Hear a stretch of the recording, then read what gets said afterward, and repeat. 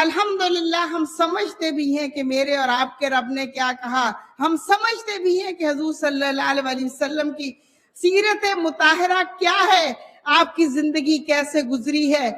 تو قیامت والے دن کیا یہ لوگ جو محروم رہ گئے ہم سے پوچھیں گے نہیں کہ اس کے پاس تو وقت ہی نہیں تھا، تو وقت ہمیں دیا کس نے ہے؟